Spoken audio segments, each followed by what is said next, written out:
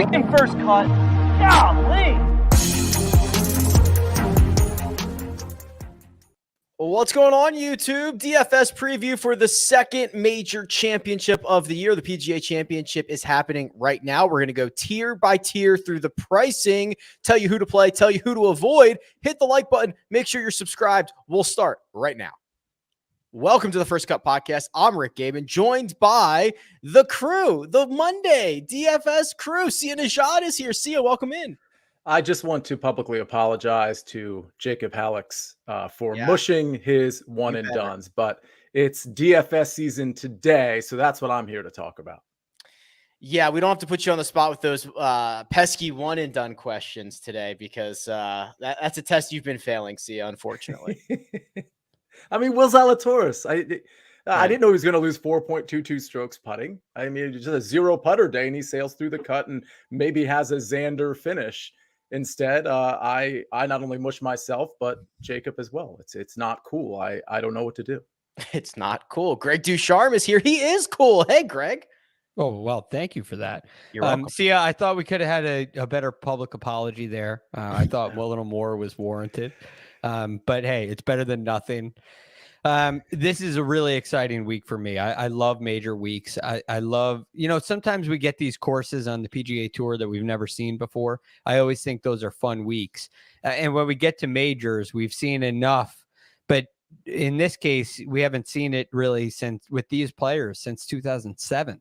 And there aren't a lot of guys in contention. There aren't a lot of guys we're going to be really interested in this show who have seen this golf course, and nobody's seen it after the Gil Hands restoration. So it's really exciting for me to try to decipher what's going to be important. And we've already seen the $1 million lineup on Twitter. So there's, there's a lot of great options in your lineups, and it makes for such a fun DFS week. People tweet me lineups all the time on Monday, Tuesday, and Wednesday. And I always say something like, wow, looks great, looks awesome, which I truly feel that way. Everything looks good Monday, Tuesday, and Wednesday. It's hard to see a lineup and be like, I hate this. Well, Rick, especially on major week because of the pricing, because how much talent is in, the 7K and sometimes the 6K range. It's like, that looks amazing. I hope I can build a lineup better than that. And then you build a lineup and you think it's the best lineup in the world too. I mean, that's how it is during, the 4 major weeks and some of the other tournaments as well. And the other thing is, it's so hard to look at a player. Like if you look at this 10K range, which we'll get into in a minute here, and you say, you got Rory in there. That's a terrible play. Like how are you going to, how do you go? It's so hard to go down that path and criticize lineups early in the week, in a major, especially. The boys are headed to Tulsa. Southern Hills is the venue, a par 70, 7,556 yards. Greg, I'll bounce this right back to you because as you mentioned, that Gil Hands, not a redesign, right? It's a restoration, kind of getting it back closer to Perry Maxwell's original design. It looks awesome from everything that I've seen in the flyovers, and we've had kind of some boots on the ground. But how would you assess skill set, the types of players who should have a leg up when they get to Southern Hills? It's very interesting. 75.56 is a little longer than the number on the PGA Championship site. It's got it at 73.65. So I'm very curious to know how it's going to be set up. And my initial reaction is, I was looking at some of the holes on there, all from the PGA Championship site, and you have 2 really long par 5s, 656 and 632. That's number 5 and number 13. So I find that's very interesting. They're probably reachable if the wind is going in the right direction and it's firm for some, but you have to hit it in the fairway. And it's not like some of these 550-yard par 5s that we get week to week where they're reachable no matter what. Even if you hit a poor tee shot, you'll see some more layups on those. The par 3s are long. 3 of them are over 220 yards. And then, but the par 4s aren't all that long, which I find very interesting. So when I go through this golf course, I find not at least 9 wedge opportunities. which I think opens up the field. A lot of the PGA championships we've seen in the past, I'm thinking of Kiowa, I'm thinking of Bethpage Black, where it seemed like there was a huge advantage to longer hitters, and there was a really limited number of guys who could win. I feel like this one is much more open, and you're going to see a little more attention on approach the green. You're going to see a little more attention on angle and strategy.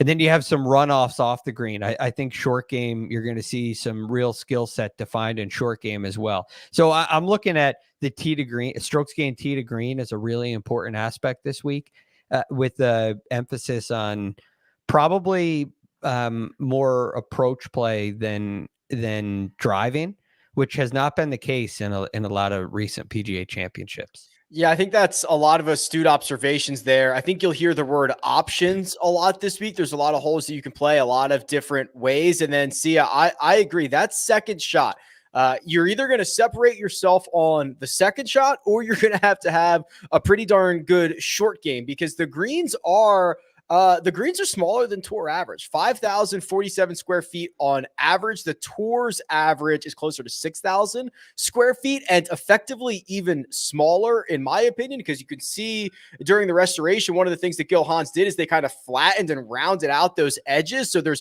just smaller areas to keep your ball on the green. So if you're not keeping it on the green, Sia, you better be able to get up and down. I totally agree about the up and down part, and the around the green game is definitely going to be a focal point. I will say this, though, as much as the narrative is going to be, and properly so, second shot golf course approach play, I'm really looking for off the tee to sort of differentiate myself a little bit this week. I like the idea of, and I respect the idea of like 9 shots in with, conceivably with a wedge, but I think there's a lot of holes here where you can really make a mess of things. And especially with the small greens, I really am intrigued by the idea of having the shorter irons in to some of these small greens and some of these sort of runoff areas. So I'm definitely going to have as much of a focus off the tee as I am approach. And I'm going to focus on around the green too, which is a nice way of saying, I guess I'm looking for the all around game. But I think the bigger point for me is one of the ways I'd like to differentiate myself is maybe to have more of an emphasis off the tee than some of the other people that are playing this week. You know where else you might need a wedge, Greg? Those sand bunkers. 87 of them on the golf course, 11 different holes with at least 4 greenside bunkers. The way that I would describe the greens, not only small, but well protected. If you miss a green, it's going to be a challenge. Lots of different challenges. You're either going to get that kind of tight lie where you've got to, clip one clean, or you're going to be playing out of one of the seemingly million bunkers out here. Yes. Now it seems like in the work that Gil Hans did around the greens is a really big emphasis.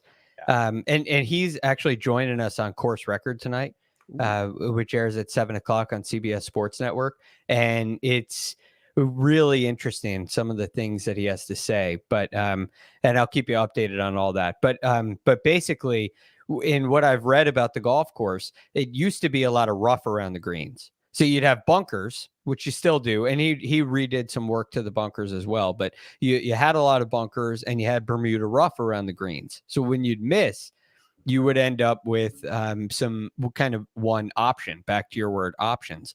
But now there's a lot more fairway roll-off areas with those edges that you talked about, a lot of edge work around the greens, and the ball will get away, in some cases, quite far away from the green. So you end up, when you have fairway around the greens and bunkers as well, you end up with longer shots, but you have the ability to spin the ball, and you have choices to make. When you have rough, you end up closer to the green, but you have more touchy wedge shots that your option is going up in the air because the option of spin is taken away. So it opens up a lot of creativity, which along with options comes creativity. And I think you're going to see that around the greens. And I also think you're going to see it in approach shots. They took out a lot of trees. The rough is not going to be as thick in May as it has been in August at Southern Hills in the past. And I think that's going to give players a real opportunity when they miss off the tee to be creative, when they miss greens to be creative. And so there are a number of players that have that kind of scrambling ability, which I think is going to be on full display this week. And that type of player is very attractive to me this week. Because I think you're going to have some scoring opportunities. I mean, you have 4 par 4s that are under 400 yards. That's going to give everybody in the field some wedge opportunities on at least 6 holes. You have 4 par 4s that are between 400 and 450. Those are in today's game, depending on wind. I mean, those are wedge opportunities in a lot of cases. So I think you're going to have an opportunity for players of any distance to score. But that being said, distance is always an advantage. It'll be an advantage on the long par 3s. It'll be an advantage on those par 5s, especially if you're long enough to reach those in 2, and not everybody in the field will be. So I'm very interested in that case, but I'm looking for somebody who's really creative, skillful around the greens, and maybe a little artistic in the way they go about their tee to green play. All right, well, I can't wait any longer. We've got to jump into this player pool and talk about some specific names. But first, we're going to take a quick break and hear a word from our partners. The land under our feet, everyone is here to steal from it. Joe Pickett. Game warden, what are you doing investigating a murder? Who's there? I'm going to enjoy running all of you out of town. Sometimes power is more powerful than the truth. Can't even see where the danger's coming from. Joe, what happened to your face? Game warden business.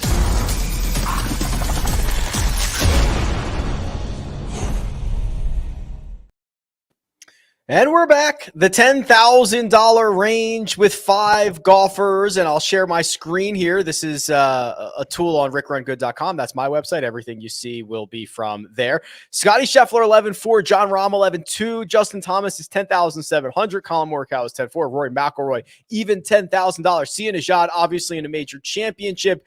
The biggest of the big boys are going to be the most expensive. Find me the guys you prefer out of the 10K range. So I will say this, a lot of this, especially with this range, will come down to ownership. And I will say I will start some lineups in the 9K range, which for any listeners of this show, that shouldn't be any surprise coming from me. But okay, so Scotty Scheffler, I really like. The problem is when you make lineups with Scotty Scheffler, it does make it a little difficult. But we just spent a couple minutes talking about how the short game is important, around the green game is important. He does that well along with the ball striking, as we can see here on YouTube. He's winning off the tee. He's winning big on approach. He's winning huge around the green, and the putter is great too. I mean, nothing that would surprise anybody from the number 1 player in the world, but I think it might be a surprise to some people how well he is doing with the short game, because typically there is, one part of the metric is kind of flat, even for the superior players. And that's just not the case with Scotty Scheffler. We know he likes this track. He's actually publicly stated that, as everybody probably knows. He's probably my favorite in this range. I think Justin Thomas is going to be, a big time choice. He's certainly a good course fit. I have a feeling the ownership is going to keep me off of him. So if I'm going for maybe a 2nd and 3rd place, it's probably Rory. Rory checks out really well here. His recent form is really good with the 5th and a 2nd in his last 2 outings. That's at the Masters in Wells Fargo. He seems really, really close to putting it all together. So Rory is probably my 2nd place behind Scheffler. And if I was going to go a 3rd, it would probably be John Rahm.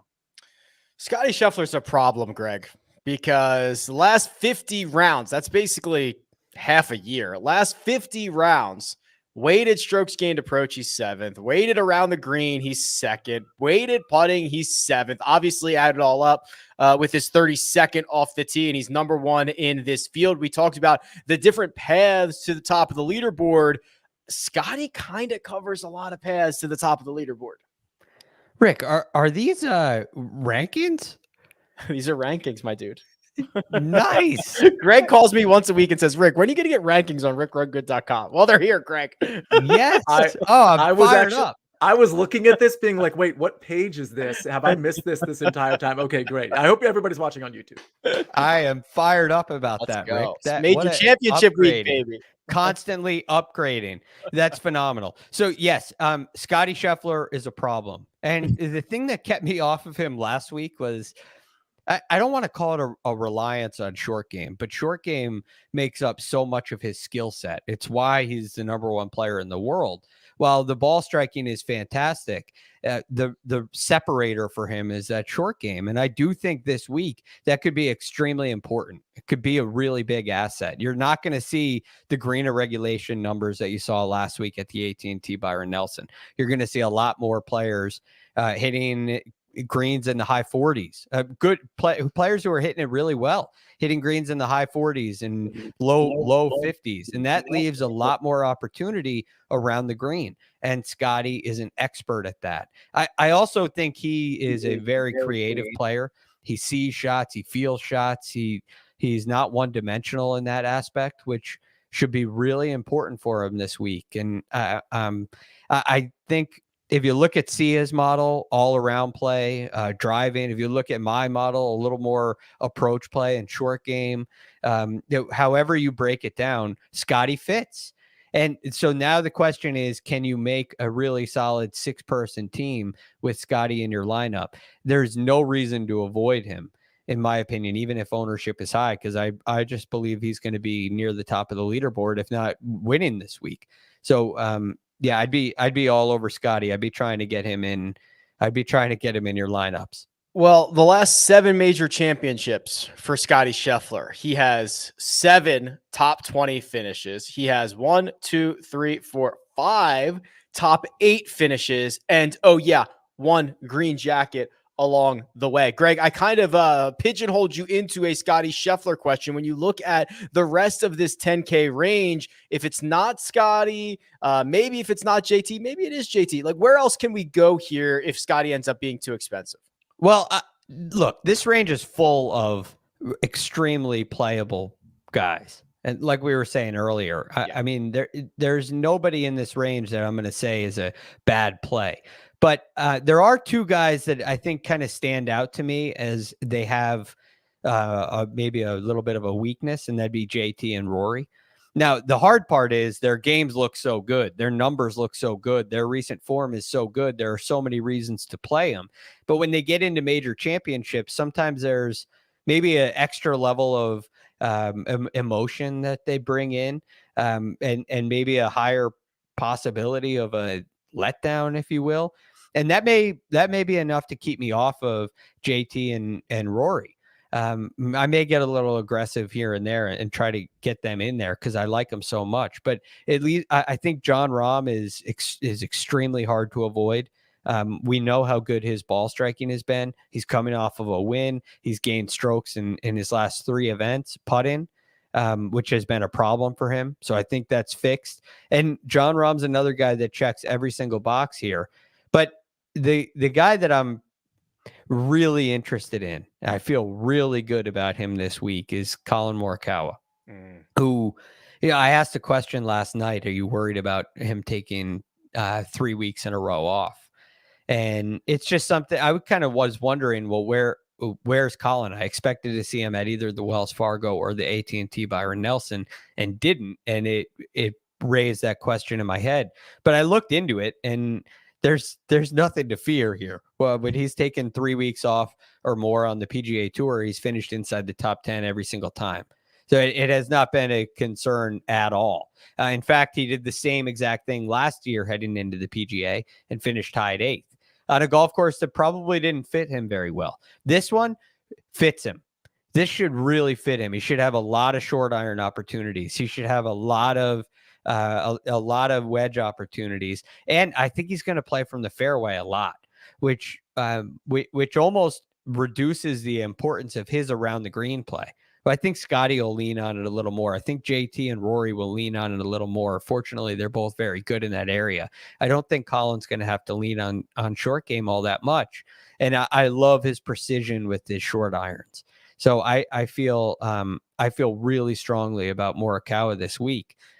I'm not sure he's going to win, but I think the golf course is the right size for him. I think it's a perfect setup for Morikawa.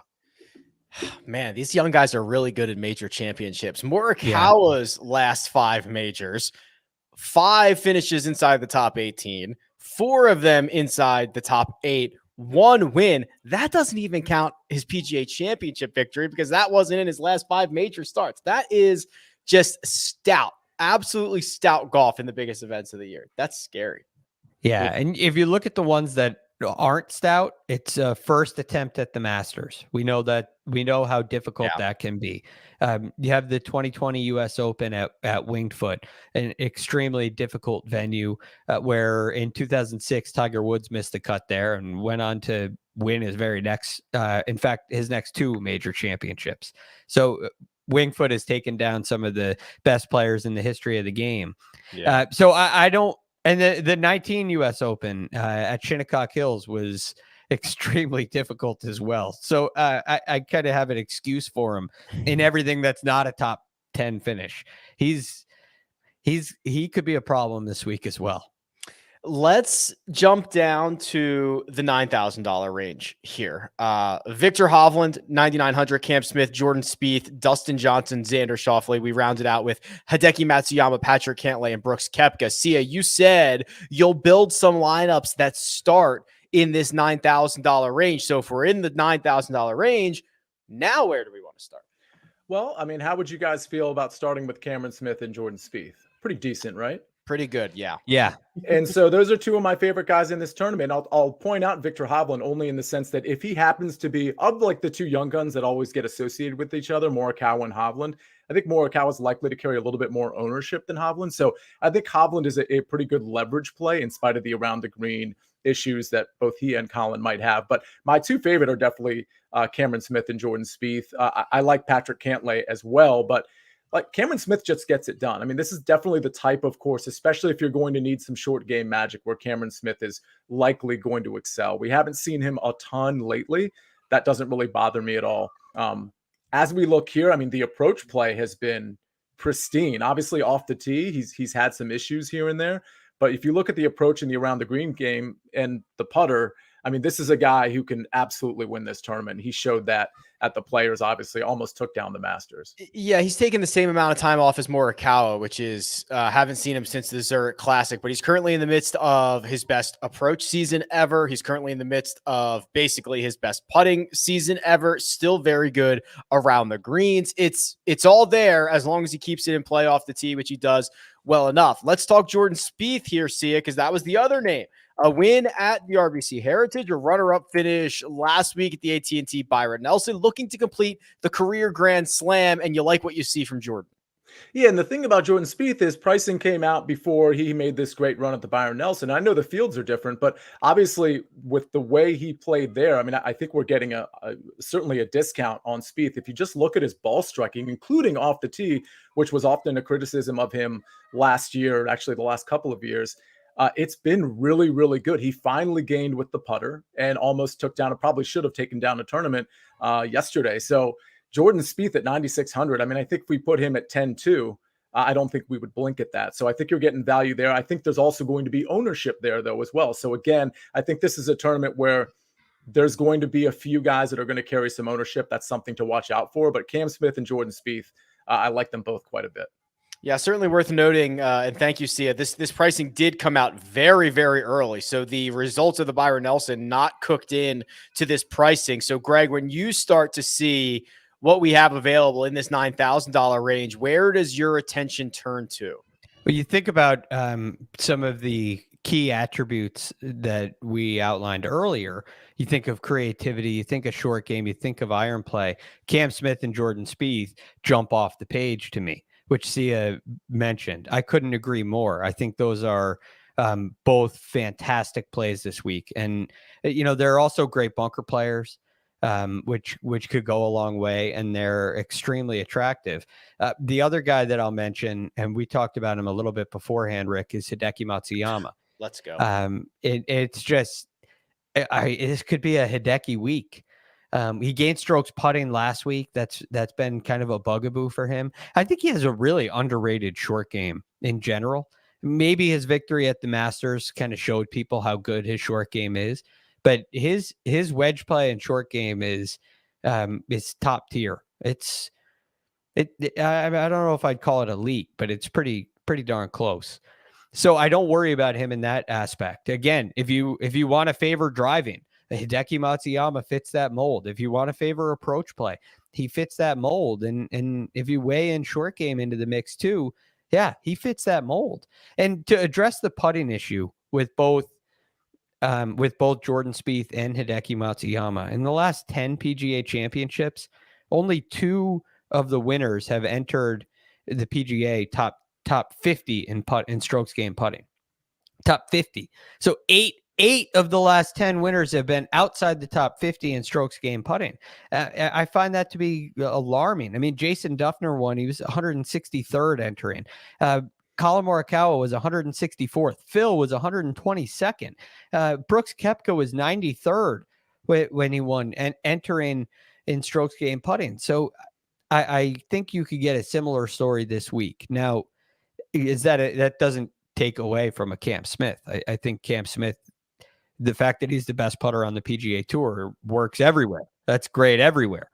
But I don't think putting is a prerequisite. So I'm not worried about it for Hideki. I'm not worried about it for Jordan because I think they're improving in those areas as well. So yeah, I really like Spieth. I really like Hideki, and I really like Cam Smith in this range.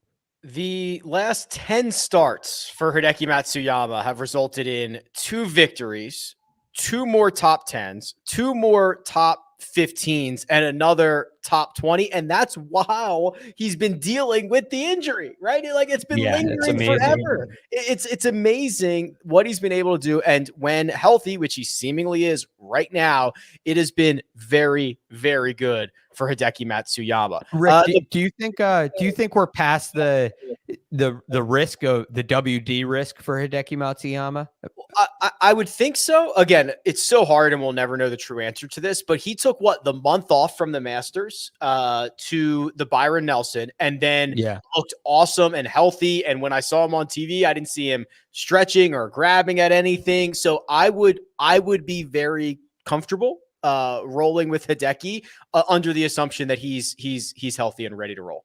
We're not going to be having to refresh the PGA Tour comms page before lock time. I don't want to get CT panned again like last week. We haven't gotten to a couple players that might apply to. There are actually a couple of guys who have already withdrawn. Sungjae Im out, Paul Casey out.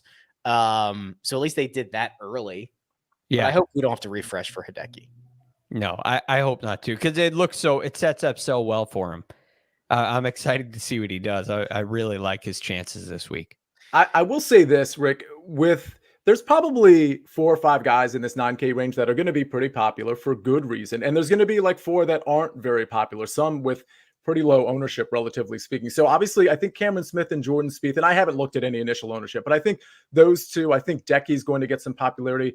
Xander's the one I'm not sure about after being double-digit under par just yesterday. I think he's going to catch a little bit at 9,300. But I did want to point out Patrick Cantlay, Brooks Koepka, maybe even Dustin Johnson gets squeezed out a little bit because people are going to want to go up to Jordan Spieth or down to Decky or Xander, something like that. So I think when you're talking about roster construction and being different, I mean, it's, not having one of those popular guys or maybe 2 of those popular guys and having Dustin Johnson with, let's say, a Patrick Cantlay, that is like going to make you very different from the field in all likelihood. So I think that's some things to consider there. Just because we like Jordan Spieth and Cameron Smith or Hideki Matsuyama a ton, that doesn't mean that they're necessarily going to outperform these guys who might be 7-8 percentage points lower than them from an ownership standpoint. I'd happily get different with Patrick Cantlay this week.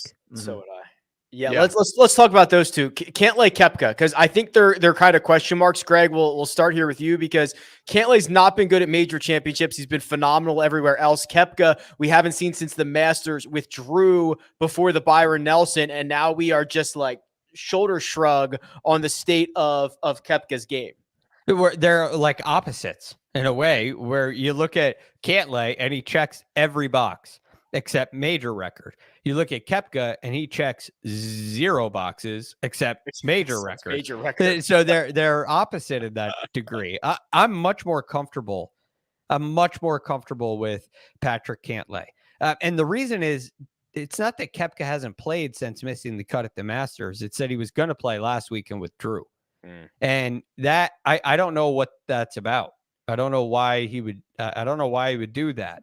And so that raises question: is it injury? Has he been battling an injury? I mean, he was playing a lot on the PGA Tour before the Masters. He was really playing. It wasn't like, all right, well, it major or nothing. I don't care about anything else. I didn't get that sense from him earlier in the year. But now I'm wondering why he withdrew last week. It worries me. He's a guy that really likes to play the week before majors, especially the PGA. He's always played the week before the PGA, and it's worked really well. So I think he's maybe off his routine a little bit, and I'm rather worried about it. Cantlay, the one question is, when is he going to get over this major championship hurdle? And this setup could be perfect for him. Another guy that's really creative. He likes to move the ball around. His short game's fantastic. He's made huge strides with his putting since switching putters last year. His game is just so well rounded. It's hard to stay away. Okay. I agree. I love the way you put that. They're kind of opposites, which is very, very true. The $8,000 range still has a ton of great names that you recognize. We are going to dive into that and further, but first we're going to take a quick break and hear a word from our partners. And we're back. $8,000 range here. 12 golfers in the $8,000 range. And we start with one who missed the cut last week, Will Zalatoris, then Sam Burns, Shane Lowry, Daniel Berger, Joaquin Niemann. I guess Sung J M is out, so don't put him in. Bryson DeChambeau, Tiger Woods, Max Homa, Terrell Hatton, Corey Connors, Louis Oosthuizen. Bryson DeChambeau just tweeted out 2 hours ago as we record this. He says, quote, "On my way to Southern Hills, going to test how I'm feeling over these next couple of days and decide whether to compete. Looking forward to being in Tulsa." That might be the last update we get, Sia, on Bryson outside. Okay, like if he says, yeah, I'm going to play, it's going to put everybody in a pickle. What could we possibly do with Bryson for DFS purposes? So that's just one we have to monitor, I think. I'm much more willing to take a chance on a guy like Brooks Koepka, who I do think presents value, although obviously he can absolutely miss a cut pretty easily. I'm much more willing to go in on Brooks Koepka than I am somebody like Bryson at this point.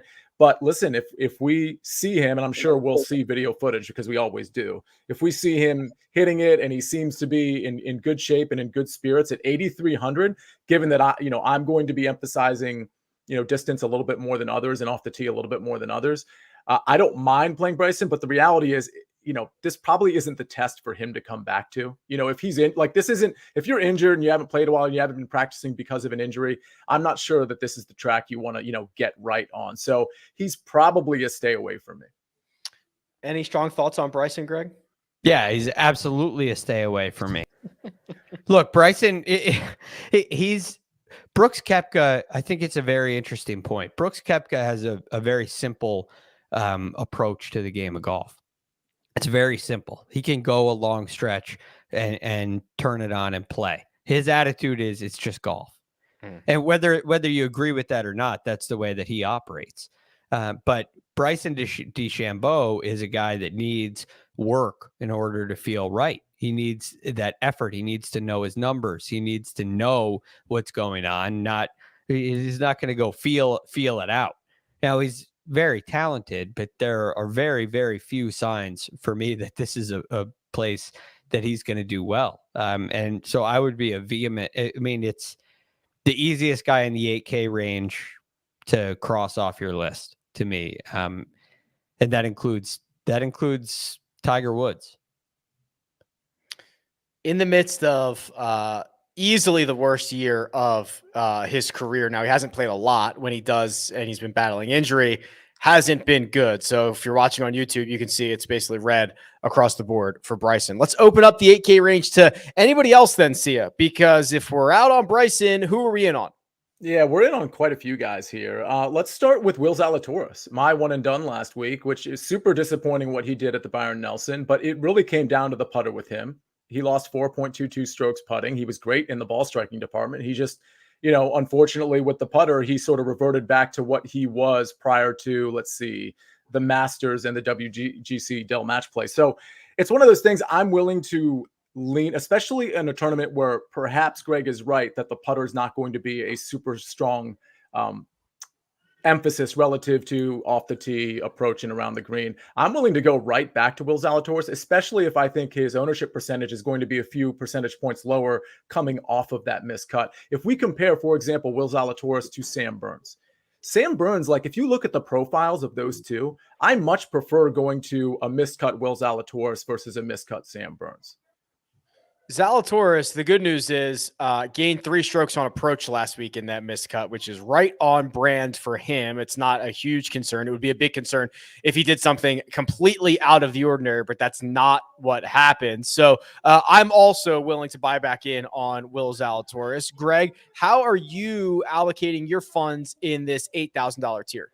Well, one, I think that Will Zalatoris could be his first win on the PGA Tour. It would not surprise me if it was at a major. It would not surprise me at all if it was this week. He's been telling us, Greg. He's been telling us he's a major championship guy. Yeah, and it's one thing to believe that. That's a huge asset. It's another to show it. He's shown it. I mean, he's basically got his PGA Tour card through success in major championships and other events as well. But the majors were a huge help. And so I look at this player, and when the golf courses get harder, his skill set, what's the word I'm looking for? His skill set's magnified. And he separates himself from the field with a really high quality ball striking. I think around the greens, his around the green play is a little underrated. You know, he's a really high spin wedge player. And so his struggle in regular PGA Tour events is reducing the spin coming into the greens. He has to be careful that he's not going to spin it too much. Whereas in majors, when greens get a little firmer, and looking at the weather report this week, I think you're going to see a firm golf course. That high spin is an asset. It allows him to stop the ball where some others can't. So his profile across the board fits majors perfectly. And when you think back to these putting statistics I outlined earlier, I mean, this might be perfect. The fact that he missed the cut last week, I thought he was going to have a great week last week. The fact that he missed the cut does not scare me away at all. And again, I would not be surprised if his first PGA Tour win was a major. Every single golfer in this field dating back to 2008 in major championships, Colin Morikawa has gained the most strokes, 2.1 strokes per round. Obviously, a couple major championships on the resume. Brooks Koepka, no surprise, number 2. Will Zalatoris, it's only 21 rounds, gaining over 2 strokes per round in major championships. So that makes 4 golfers, Morikawa, Koepka, Zalatoris, Scheffler, who are gaining at least 2 strokes per round. Brooks' sample size is insane to keep up that rate. But like that, those are the names. You look at that list and it's like, well, which one of these is not like the other? Because there's something very clear that's missing from one of these names. And it's, well, 3 of them have titles. One doesn't. How long does that last? Yeah, Zalatoris has the runner-up finish at the Masters, a T6, a T8, and another 6th place finish. So he's knocking at the door. Sia, the rest of this 8K range, Joaquin Niemann for 3 rounds last week was awesome. Fades on Sunday. Daniel Berger, I feel like someone we haven't talked about in quite some time. Even Shane Lowry. These are guys that are having really good seasons. How can we get access to some of these other guys, or is it worth getting access to some of these other guys? Oh, it absolutely is. And I think a lot of it is going to be contingent upon your roster construction and ownership percentage, because some of these guys might be popular. One of which might be Shane Lowry. I don't think he's going to be super popular, like, you know, the most popular guy in the field, but certainly great value there. The ball striking is good. The short game is good. Shane Lowry just this season in general has been very good in pretty much all aspects. As we can see here, the putter really shines, and the approach game can really, really pop. We see gaining 7, gaining 5, gaining 8.4. It can really pop there. So I think Shane Lowry is going to be a popular guy. I think you're right to point out Joaquin Niemann. I think his game really is a good fit here. He's going to be able to hit these sort of wider fairways. He's going to be pretty long. His around the green game is excellent, as is Shane Lowry's. The windy conditions, I don't think are going to affect either of those two guys. If I could point out another couple of names, I do think Berger's interesting. I think that's more of like an ownership play if he ends up being lower ownership. I think Max Homa is going to be pretty popular. I do want to point out a pivot there in Tyrrell Hatton, a guy who typically is not going to rate out well in your models. The approach game, the off the tee game isn't great, but last time we talked about that, he had a fine tournament, but I think I'm trying to remember the tournament where his long irons didn't rate out well, and long irons were an emphasis in that tournament, and he played just fine. So Tyrrell Hatton as a pivot off of maybe somebody like Max Homa or Corey Connors, I think is very interesting. One name I suppose we should probably talk about is, how do I pronounce this? Oh, Tiger Woods. He's $8,200. Greg, I'm watching whatever this is called live from PGA Championship. They're doing a lot of Tiger Woods stuff, as you can imagine. He looks strong. He looks good. It's a lot different in practice, but how do you start to try to break down Tiger Woods' chances this week and whether he is worth $8,200 on DraftKings? I think it's purely ownership based. I think the benefit with Tiger is I think you can expect a made cut out of him. So in a way, there's not a ton of risk. The thing that worries me about Tiger is I don't know if he's going to have if he has the upside right now. You think about what he did when he won here in 2007. He shot 63 on Friday. Does he have 63 in him? Probably not. Does he have a 66 in him? I don't know. I worry about that. I feels like the fight is to hang around par, which he can do, and he can make the cut that way. But when you look at the Scotty Schefflers and some of these guys, the John Rahms of the world, these guys can make birdies in bunches no matter how hard it is. And I just question the upside. So if ownership's really low on Tiger and I have some risky plays somewhere in the lineup, I think he could be a valuable play. I think he could be a valuable play in a cash game lineup because I think you're going to get a made cut from him. But the concern is, are we going to get another decline over the weekend? And do we have what's the upside? And that's of concern for me. Is there any world, Sia, that we live in which Tiger Woods is low owned? That does not feel like a world. It doesn't feel possible. That doesn't feel like a world that I'm currently living in. I've been famously wrong on this before, not about Tiger, but about some other people. But Tiger, I don't think he's going to carry a ton of ownership, to be honest. Well, okay, so here's the thing. You are crazy, sir. No, but here's the thing. It depends what you're asking. Like if you were talking about like the $100 single entry or the 200 SC, like I don't think he's going to carry much ownership at all there. But if we're talking about like the Millie Maker, then yeah, of course the casual player that's jumping in here and jumping out next week is definitely going to be playing some Tiger Woods. But in terms of, I'll put it this way, in terms of the smaller field contests, like 1,000 and fewer, I don't think you're going to see much by way of Tiger Woods. All right, how about this? I'll set the Tiger Woods Millie Maker over under ownership at 11.5. Sia, you want the over or the under on what it'll actually be? That is such a good number. Obviously, it is. That is such a good number. Okay, in the Millie Maker, I'm going to put it just under 11.5%. Okay, we'll check fraction. Back. Check back Thursday. I'm writing it down so I don't forget. What do you think, Greg? I'll take the over. Okay. We'll take Greg on the over. We'll see. Just to make it fun. Thursday morning. $7,000 range. And boy, are there a lot of them? Yes. Are they pretty sizable names? Also, yes. Matt Fitzpatrick, Tony Finau, Abe Ancer at the top. The flat $7,000 golfers include Alex Norton, Brian Harmon, Ian Poulter, Lee Westwood, Ricky Fowler. Greg, we'll start here with you first. What do you see that has your ears perked up here in the $7,000 range? A very, very interesting range. So there are a couple of guys that really stick out to me. What are we going to get out of a Matt Fitzpatrick? He feels like a very safe play to me. I think his game is very well rounded. And of course, he's at 7,900 flat. But I love the way that he's been hitting the ball, and I think a major championship could suit him well. And I don't think distance is going to be mandatory here.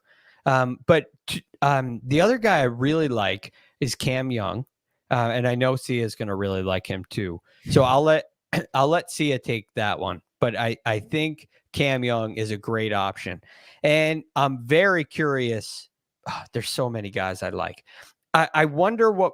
I don't think I want to go that way. Come on. Yeah. Well, Mark Leishman. Oh, I feel like Leishman has something brewing. I like what he's done approaching the green the last 3 events. I think he can get away with some of his errancy off the tee, and I'm wondering if you're going to get a little a sandbelt feel with the bunkers and the around the green play here. So you know how hot he can get with the putter. Maybe a Mark Leishman. I'm not fully committed to that one yet. But there is a guy that I think typically majors don't fit his game very well. Non-majors tend to fit his game very well. And that's Billy Horschel. Yeah, I'm glad you said that. I'm very, very interested in Billy Horschel this week. He's hitting the ball really nicely this year. He's driving it great this year. But he's a player who leans on short game and putting in general. And I think you're kind of seeing an all-around game this year that could go a long way for him. He wins more than you think. He's got 2 wins in the last 14 months. He's got another runner-up finish at the Zurich. He has not been good at majors, but his best major has been the PGA Championship, in which he's made 8 consecutive cuts. 8 of the 9 that he's played. He missed the first one, has made the cuts since. So obviously different golf courses, but this has been basically his best championship. I don't mind that. I saw him as long as 110-1, Greg. What do you guys think of this? Do you think this is a big, would you classify this as a big golf course? Not like we've seen some other places. I think that you're right that even where it's the biggest is kind of eaten up on the 5s. Right. And the 3s. Yeah. Yeah. So like the majority of the holes I would not describe as overly long or anything like that. Right. I mean, you got one par 4 over 500 yards. Yeah, which what we saw in didn't Mexico have like 4 par 4s over 500 yards? Yeah, all the par 5s all the par 5s for the resort guests. Yeah, so I think like Billy Horschel, we didn't talk about him in the 8K range, but Daniel Berger, these are guys that, in my opinion, they struggle when golf courses get to a certain size. And with Bill, it feels like this week, for some reason, the Billy Horschels and the Daniel Bergers are going to be let in, and we're going to get to see their skill set shine, which I'm very curious about it. And I think it's going to be a great week for him. See ya. Not the 10K range. We're well past the 10K range, the 7K range. Greg thinks you like Cam Young, so we can talk about him if you want, or anybody else that might be getting some looks from you. Yeah, so I'll get to Cam Young last, because I think there's certainly some pros and cons for him. I do like Matt Fitzpatrick. He does feel safe, and typically when you're talking about tournaments, the safe play doesn't really come through, especially in the 7K range. But I can't deny the fact that Fitzpatrick does seem to do everything pretty well. I think Tony Finau is really interesting. I'm really curious to see what his ownership is going to be like. He's been playing pretty well. I mean, off the tee, he crushes it. I'm emphasizing that a little bit more than some, and he can really pop on approaches. Everybody knows the around the green game has been pretty good over the last couple of tournaments. It tends to be bad. So you're really potentially, sacrificing a made cut with the around the green game with Tony Finau, perhaps. But I think he's really interesting at that price. I think if Tony Finau was like, I don't know, 8,500, we would have thought nothing of it. So I think there's some value there. Beyond him, I'll go to 3 guys. I'll just name 3 guys before I get to Cam Young. Gooch is interesting at 7,400. His metrics are pretty awful lately in the ball striking department. I just don't believe that is who Taylor Gooch is. And he's around the green game really is very good. So that's, a feather in his cap. I think Jason Kokrak is a really sneaky play at 7,300. He's great off the tee. He can be very good on approach, and his short game hasn't been bad. The last guy before I bring up Cam Young is Alex Noren. He was one of my favorite plays last week. He continues to be one of my favorite plays this week for similar reasons, even though I understand it's a different course. Cam Young, so the pros and cons here. Here's the major con. I think he's going to have a lot of ownership because he's Cam Young, and everybody knows he's a guy that can absolutely pop. I think another con for him is the approach game has been a little bit more erratic than I think people think. With that said, he makes up for it in so many other departments, namely the around the green game, which has been really good, and the off the tee game. So obviously, as we see on YouTube, he can absolutely pop with approach. He's really a perfect tournament play if the ownership isn't too crazy, because we know what his upside is. So for me, I do like Cameron Young. I would just monitor his ownership. Back-to-back top 3 finishes for Cam Young, which is now 4 top 3 finishes in this season, which is very, very impressive stuff. Okay, gents, that leaves us with one final tier here. It's the $6,000 range. Cam Champ, Chris Kirk, Frankie Molinari, some of the names at the top. Let's see who's min price at the PGA Championship. These are going to be the team of 20. John Daly. Let's go. Matthew Borchert. Not familiar with Matthew. Daly and Walker, I am. Greg, we'll start with you, bud. What do you want in the 6K range? I think it's going to be, first of all, a very important range. And especially if you want to get your Scotty Schefflers in there.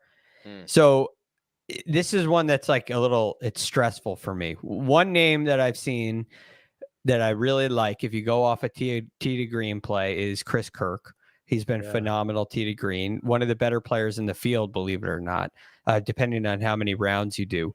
I think Sebastian Munoz, who I was really big on last week, I'm probably going to come off of him. I like Mito Pereira, another tee to green expert who's been playing some nice golf.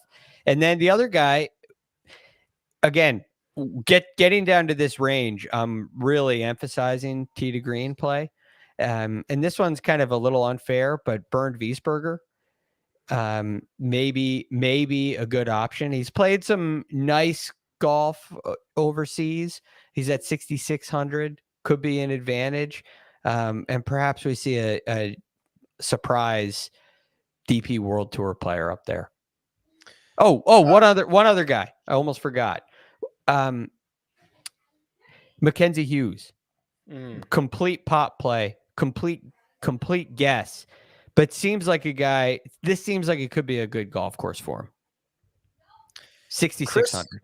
Yeah, Chris Kirk was, so I had it sorted by tee to green there because Greg was mentioning Kirk and Wiesberger, who are 1 and 2 in strokes gained tee to green over the last 24 rounds. Mito Pereira also made that short list. He's 4th, in which Greg was referring to. So, Sia, the $6,000 range is yours, my friend.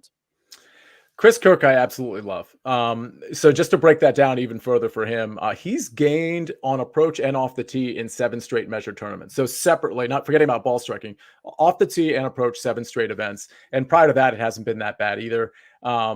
Pretty good around the green as well. So, if the putter is okay for him, he's going to be great. I think Aaron Wise is interesting, especially if we de-emphasize the putter. Rick, I know he's near and dear to your heart. Really, the only issue is the putter for Aaron Wise, because everything else looks really, really good. As we see here on YouTube, the approach game has been really good with several pops in there. Off the tee, he's been great. And the round of green game, let's see. Somebody help me out. 4 out of the last 6 he's gained around the green. I mean, this is really good stuff in terms of what we're looking for this tournament. 4 out of the last 6, 5 of the last 7 for Aaron Wise. Unfortunately, he is near and dear to my heart because I've bet him probably more than anybody this week. This year. Let me tell you how many tournaments he's won. 0 tournaments is how many he's won. That's a liability. It's all right. We'll figure it out. I got one other guy I want to throw in there. Please, let's go. You haven't mentioned Adam Hadwin yet, so is that the guy? Is this the time? I'm so disappointed with him. Greg's just putting him in timeout. just a crash and burn on the approach play. I'm sure he'll rebound. But the guy that I wanted to mention is at 6,500, and he's played some really nice golf. Anirban Lahiri. Mm-hmm. I mean, what do you guys think about him? Because I think he's very playable at 6,500. What I like is when kind of what the player says aligns with what the stats say. Because Greg, a lot of times that doesn't happen, right? A guy, right. I'm swinging it beautifully. I'm smoking it off the tee. I'm hitting it the best I ever have. You go look at it, you're like, this guy stinks off the tee. Or whatever, yeah. Right? Happens. Yeah. Well, whatever you're doing, it's not working. Yeah. Or sometimes they are trying to speak it into existence. They're trying to convince themselves. It's all relative, especially when they're so in tune with their own game. But Lahiri, what he has said publicly aligns with the instant change in his stats. He talked about how many strokes he lost on approach at the Honda Classic, 8 of them, which is shockingly bad. He went through kind of he didn't do a swing change, Greg. He just adjusted the lead tape, got a different feel for it, and now almost instantaneously he's a much better ball striker. And then that kind of bleeds confidence into the rest of the game. I like it. And it was the same with Hadwin when he kind of figured it out during the 5 weeks off at the new year with the approach play. It's the same with Noren. When you get a narrative that aligns with the metrics, I believe that to be a fairly strong key indicator. Yeah, you're talking about. I was just going to say, you're talking about a guy that's 6,500 who came in second at the Players. He's coming off a tied 6th at the Wells Fargo, another difficult setup. A tied 15th the week before that. I mean, he's got 4 top 15 finishes in his last 5 starts, and he's 6,500. It seems like there's extremely high value there. So a couple things here. So there's going to be some. Obviously, the Stars and Scrubs is going to be a popular build, and there's going to be 3 or 4 guys that are just going to neatly fit in that Stars and Scrubs approach. For example, Mito Pereira, Adam Hadwin, Kevin Na, perhaps, who checks out pretty well here. Davis Riley, who's been absolutely on fire. So I think in when you're building Stars and Scrubs, if you can pivot off of some of those popular guys or people who I perceive to be popular guys, I mean, Anirban Lahiri is kind of like the perfect pivot from that. Another guy I do want to mention is Ryan Fox, who's been doing really good things on the DP World Tour as recently as last week. So that's another guy to keep in mind as a pivot off of. I'm not going to call some of the 6K guys chalk, but certainly guys like Mito and Hadwin and maybe Riley and Na are going to be popular. I love the Lahiri play. Love it. Sia, have we been blessed with any narrative lineup for Southern Hills? Is it guys that roll fastest down hills? Is it like what can we possibly do this week?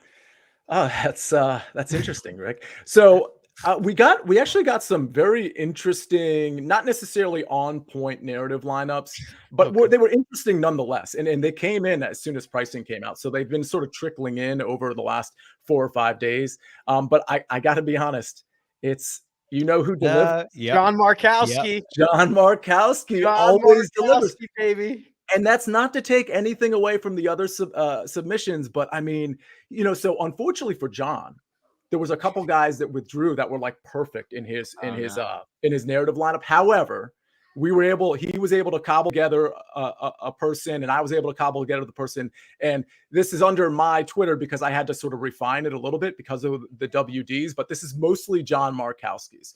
So it is the toast and roast to Lefty, who is not going to be with us for the PGA Championship. So these are all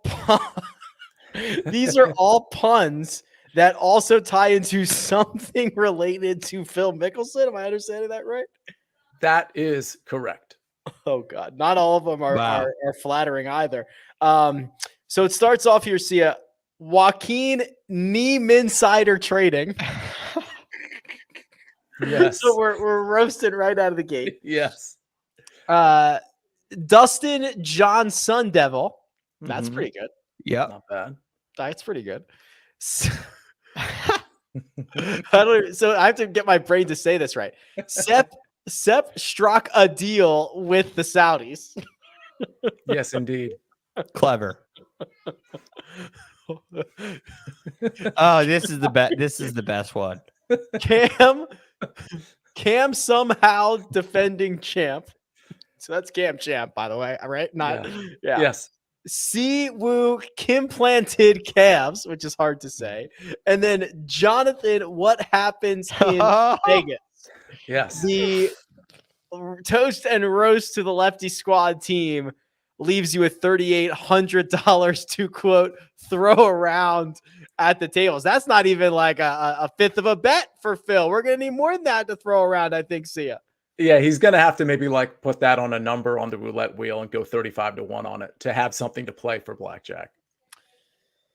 Man, yeah, that I got to be honest. I was thinking about like, what are we gonna see? How are you gonna play off of the PGA Championship? And this is so creative. I mean, I'm blown away. This is good stuff.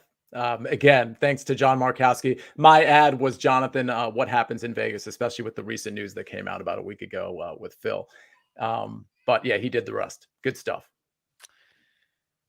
I love that. John Markowski, hat tip to you, my friends. Congratulations on another great week. You are a major championship performer. I knew you'd come with the heat for the PGA Championship. Sia, we don't have tee times as of yet, but are we thinking about any first round leaders for this week? Yeah, but this is as unofficial as you could possibly get, because we know one thing we didn't really address was that the wind is going to be an issue here, probably 3 out of 4 days, and particularly Thursday and Friday with wind and wind gusts. So tee times are going to be important. Thursday so far, I don't know that there's going to be a huge advantage to the morning versus the afternoon, but it very well could be. So I'll give you just some soft numbers here, and then I'll refine it after tee times come out, likely Wednesday. I'll tag First Cut Pod. I'll tweet it out.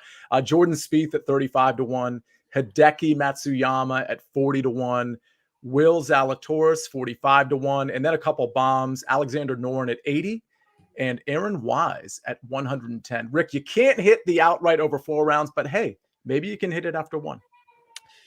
If I hit a first round leader on Aaron Wise at 110-1, I might be even on him. Well, double your bet, and then you'll be plenty in the green. That's honestly, maybe I should. Straight from Phil Mickelson. Give me one good round instead of 4. I had another thought in there.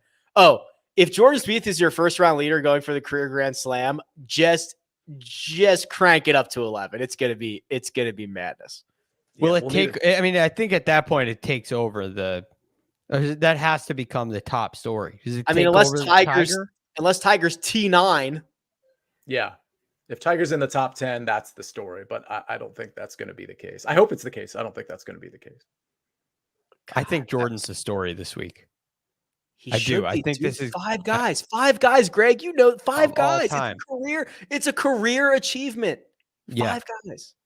And I think this is his best chance to do it. So that's the story. It's the story for me this week, no question. They're showing a stat on Victor. I guess the Big 12 championship in 2018 was held at Southern Hills. Posted a second round 66 that included an eagle and 5 birdies. Held the solo 36-hole lead by 1 shot. Then he closed 73-74 to finish T7. Don't worry about that. I love that you can dive just so deep into this stuff. This was 4 years ago. He's won multiple times as a pro, but we're going to find out what he did as a collegiate player at Southern Hills. Crazy a lot of different angles. Mm-hmm. That'll be an important word this week too, Rick, along with options. Angles and options. Options, and ownership. How about that? Ooh, nice. All right, gents, that'll do it. Mega preview pod Tuesday. Oh, my bad. Forgot to mention, you crazy kids in the chat, the fans. The one and done voting link available now. It's in the description. My bad. Should have mentioned it at the top. Get your vote in, because on Tuesday morning, when we go live with the Mega Preview Pod, we will reveal your selection. Good luck there. You'll need it. I'm hot, baby. I'm going on a run. What else do we have?